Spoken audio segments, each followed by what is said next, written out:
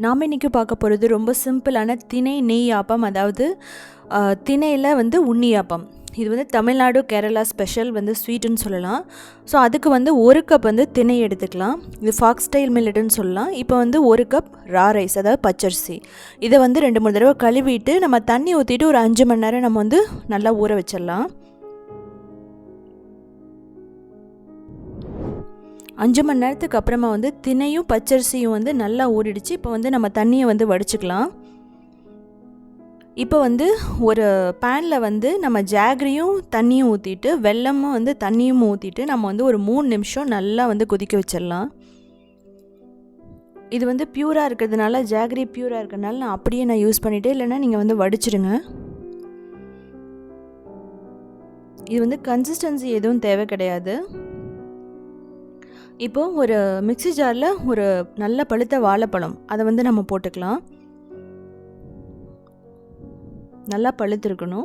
அதுக்கப்புறம் தேங்காய் வந்து 1/4 கப் போட்டுட்டு இதை நல்லா அரைச்சிக்கலாம். இப்போ வந்து ஊற வச்ச திணையும் பச்சரிசியும் போட்டுட்டு நாம் வந்து முதல்ல வந்து கரகரப்பாக அரைச்சிடலாம். ஸோ வந்து 2 தடவை நம்ம வந்து போட்டு அரைக்கணும். இப்போ ஏலக்காய் வந்து ஒரு 4 ஏலக்காய் போட்டுக்கோங்க. உங்கள்கிட்ட ஏலக்காய் பொடி இருந்ததுனாலும் நீங்கள் அதை யூஸ் பண்ணிக்கலாம். இப்படி வந்து ஏலக்காய் எடுக்க வந்து உங்களுக்கு டைம் இல்லைன்னா ஏலக்காய் பொடி கூட நம்ம யூஸ் பண்ணிக்கலாம். இதை போட்டுட்டு நம்ம வந்து வெல்லம் போட்டுட்டு நல்லா வந்து நம்ம இதை அரைச்சிடலாம். ஸோ அந்த ஜாகரி சிரப்பே வந்து நமக்கு கரெக்டாக இருக்கும். இதை போட்டுட்டு ரொம்ப ஃபைனாக அரைக்கணும்னு அவசியம் இல்லை. அதாவது 90% வந்து நம்ம ஃபைனாக அரைச்சிக்கலாம்.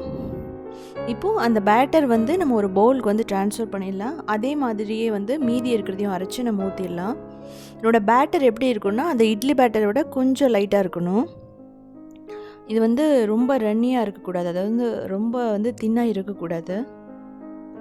ஸோ நான் பேக்கிங் சோடா எதுவுமே நான் வந்து இதுக்கு போடலை.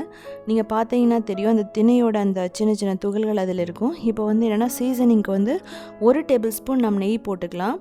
அதுக்கப்புறம் வந்து 3 டேபிள் ஸ்பூன் தேங்காய் நான் பொடி பொடியாக கட் பண்ணி வச்சுருக்கேன், நம்ம அதை போட்டுக்கலாம்.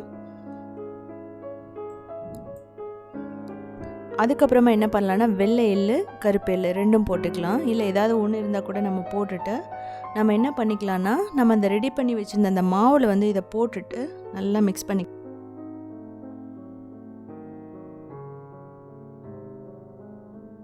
ஸோ இப்படி மிக்ஸ் பண்ணதுக்கப்புறமா வந்து நம்ம உடனேவும் நம்ம நெய்யாப்பம் ஊற்றலாம். இல்லை அப்படின்னா நம்ம வந்து காலையில் வச்சுருந்து யூஸ் பண்ணலாம். இல்லைனா 2 மணி நேரத்துக்கு அப்புறம் வந்து நம்ம வந்து இந்த உன்னியாப்பம் செய்யலாம்.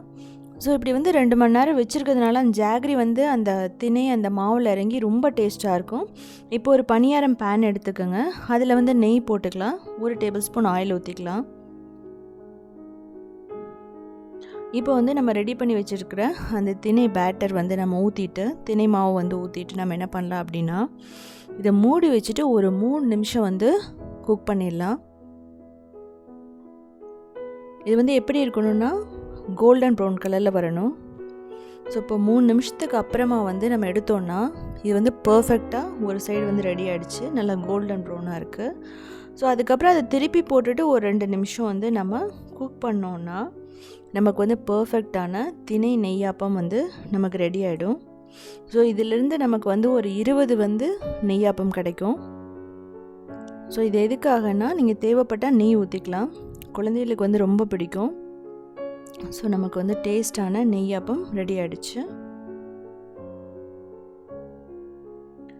இப்போ வந்து அதே மாதிரி இருக்கிற மாவுலேயும் நம்ம என்ன பண்ணிக்கலாம்னா இந்த நெய்யாப்பம் ஊற்றிக்கலாம்.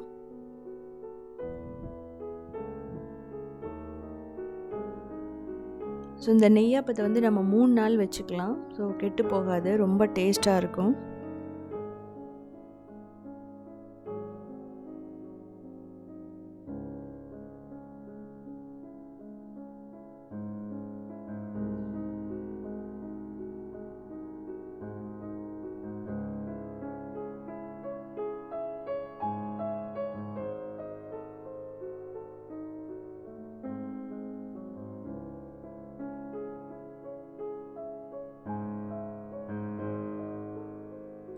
ஸோ செகண்ட் பேட்சும் நமக்கு வந்து ரெடி ஆகிடுச்சு.